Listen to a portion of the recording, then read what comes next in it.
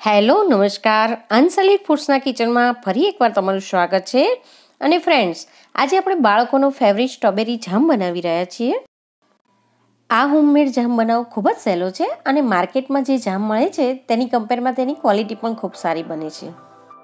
જામ બનાવવા માટે અહીં મેં 500 ગ્રામ ફ્રેશ સ્ટ્રોબેરી લીધી છે. સૌથી પહેલાં તેને પાણીથી સાફ કરી લઈએ, જેથી તેના પરનો કચરો અને કેમિકલ હોય તો તે દૂર થઈ જાય.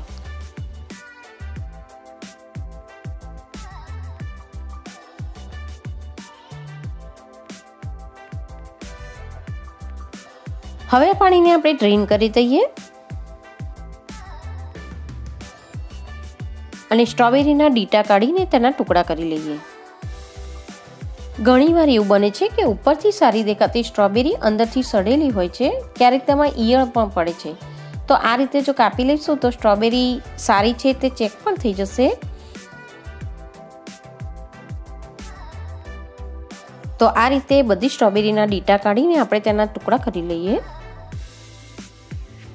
માર્કેટમાંથી આપણે જે જામ લાવીએ છીએ તેમાં થોડા સ્ટ્રોબેરીના ક્રંચ પણ આવતા હોય છે, પણ જો તમારે પલ્પી અને સ્મૂથ જામ બનાવવો હોય તો આ રીતે કાપીને મિક્સરમાં ક્રશ કરીને પણ જામ બનાવી શકો છો.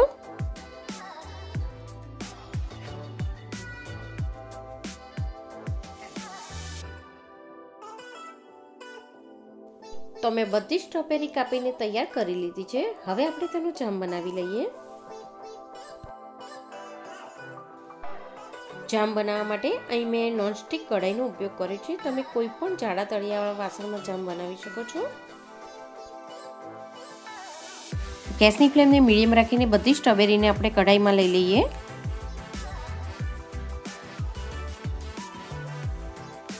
અને અહીંયા મેં 500 ગ્રામ સ્ટ્રોબેરી લીધી છે. તેની સામે લગભગ હું 150 ગ્રામ જેટલી ખાંડ એડ કરી રહી છું.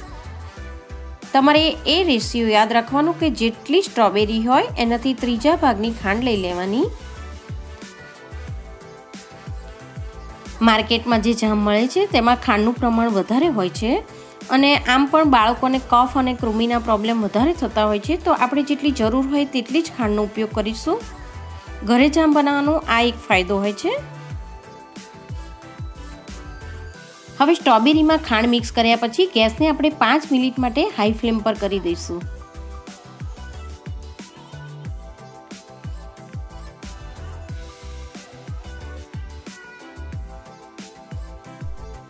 અને અહીંયા જામ બનાવતી વખતે આપણે અડધા લીંબુનો રસ પણ સ્ટ્રોબેરીમાં મિક્સ કરીશું. લીંબુ પ્રિઝર્વેટિવનું કામ કરશે અને જામનો ટેસ્ટ પણ એના કારણે ખૂબ જ સરસ તૈયાર થાય છે.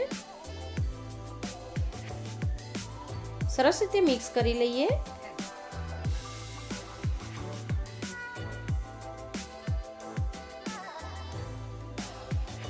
લગભગ 5 થી 7 મિનિટ માટે હાઈ ફ્લેમ પર ઉકાળીશું, એટલે ખાંડ ઓગળી જશે અને સ્ટ્રોબેરી પણ સોફ્ટ થઈ જશે. તો આ રીતે દબાવીને આપણે તેને મેશ કરી લઈશું.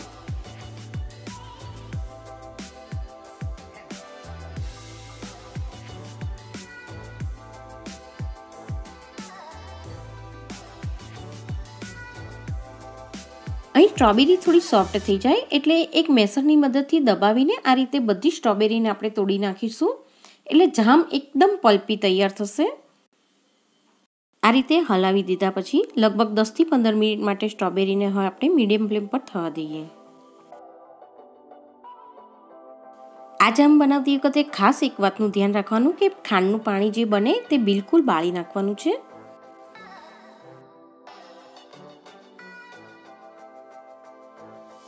અહીં લગભગ 15 મિનિટ ઉકાળ્યા પછી આપણે જોઈ રહ્યા છીએ કે સ્ટ્રોબેરી એકદમ ઓગળવા લાગી છે અને જામ પણ થોડો ઘાટો થઈ રહ્યો છે. તો આપણે આ સ્ટેજ પર તેને ચેક કરી લઈએ. તો હું એક ડીશમાં થોડો જામ નાખીને ચેક કરી રહી છું. આ રીતે જો સ્પ્રેડ થઈ જાય તો એનો મતલબ કે હજી તેમાં પાણી છે, આપણો જામ તૈયાર નથી. હજી 5 મિનિટ માટે તેને થવા દઈએ.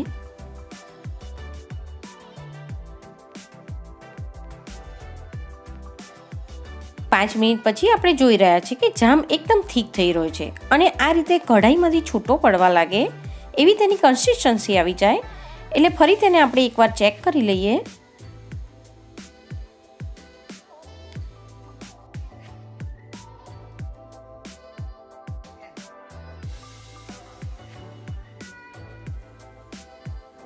હવે આ રીતે જામને ડીશમાં લઈએ અને બિલકુલ સ્પ્રેડ ના થાય, આ રીતે એકદમ સ્ટીક થઈ જાય તો સમજી લેવાનું કે હવે આપણો જામ તૈયાર થઈ ગયો છે।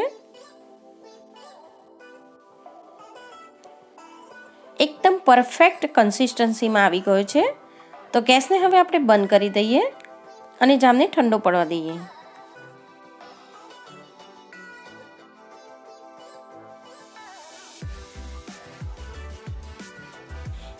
તો ફ્રેન્ડ્સ, તમે જોઈ રહ્યા છો ખૂબ જ સરળતાથી અને ખૂબ જ ઝડપથી કેટલો ટેસ્ટી અને સરસ સ્ટ્રોબેરી જામ આપણે તૈયાર કરી લીધો છે। આ રીતે ઘરે જામ બનાવીએ તો તે સસ્તો પણ બને છે અને તેની ક્વોલિટી પણ જળવાઈ રહે છે। તો તમે પણ જરૂરથી આ જામ બનાવીને એન્જોય કરજો। તમારા ઘરમાં જો નાના બાળકો હશે તો તેમને ખૂબ જ ભાવશે।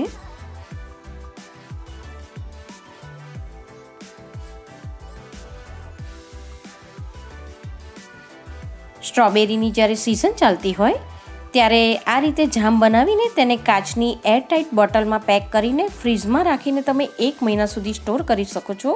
તે બિલકુલ બગડતો નથી અને બાળકોને આ રીતે બ્રેડ પર જામ લગાવીને જામ સેન્ડવિચ બનાવીને લંચ બોક્સમાં પણ પેક કરી શકો છો। હું તમને એકદમ નજીકથી પણ બતાવી દઉં કે જામ ખૂબ જ સરસ બન્યો છે અને એકદમ પરફેક્ટ બન્યો છે, બિલકુલ માર્કેટ જેવો।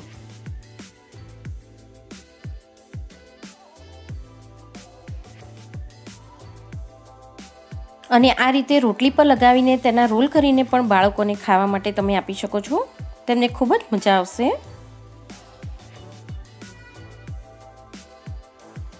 તો ફ્રેન્ડ્સ, રેસીપી જો પસંદ આવી હોય તો બીજી આવી અનેક રેસીપીઝ જોવા માટે ચેનલ અનસોલિડ ફૂડને સબસ્ક્રાઈબ કરવાનું ના ભૂલતા। ફરી ચોક્કસ મળીશું એક નવી જ રેસીપી સાથે। Thank you.